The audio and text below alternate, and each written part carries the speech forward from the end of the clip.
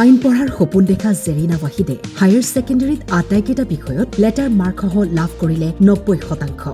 পিতৃয়ে শিক্ষাগুৰুসকলক অন্তৰৰ পৰা জনালে ধন্যবাদ। বহুত ভাল লাগি আছে, আমাৰ শিক্ষাগুৰুসকলে যথেষ্ট কষ্ট কৰিছে। ৰূপহীহাটৰ এখন ভিতৰুৱা অঞ্চলৰ পৰা কলা শাখাত 90%ৰে উজলিল জেৰিনা ৱাহিদ।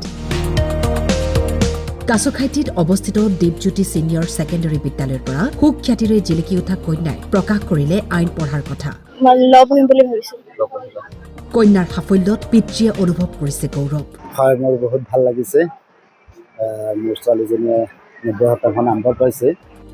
আৰু বিদ্যালয়খনত এক আনন্দমুখৰ পৰিৱেশ। মোৰ 90% হৈছে।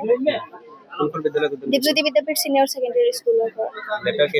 মোৰ গোটেইকেইটাই হায়েষ্ট ছাবজেক্টত 98 ৰিটেইলত।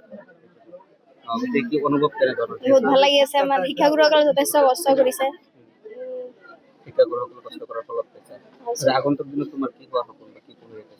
মই ল পঢ়িম বুলি ভাবিছোঁ। জেৰিনা ৱাহিদ, দীপজ্যোতি বিদ্যাপীঠ ছিনিয়ৰ ছেকেণ্ডেৰী স্কুল, কাছখাইটি। শিক্ষাগুৰুসকলেও আশীৰ্বাদ দিলে জেৰিনাক।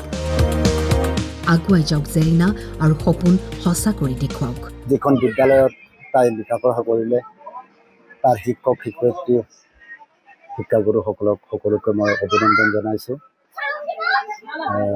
যাতে মোৰ ছোৱালীৰ দৰে আগলৈ আৰু তেনেকুৱা চেষ্টা কৰি যাতে আৰু ভাল ভাল ছোৱালী তেনেকৈ উলিয়াই দিব পাৰে, তাকেই কামনা কৰিলোঁ। আৰু কাছখাইটি দীপজ্যোতি বিদ্যাপীঠ এইখন বিদ্যালয়তে কৰিছিলে। মোৰ ছোৱালীজনীৰ নাম আছিলে জেৰিনা ৱাহিদ। হয়,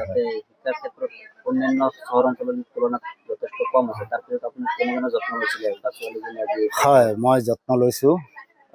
মই অনুভৱ কৰোঁ মোৰ নিজতকৈ সেইখন বিদ্যালয়ৰ শিক্ষক শিক্ষয়িত্ৰীসকলে বেছি গুৰুত্ব দিছিলে।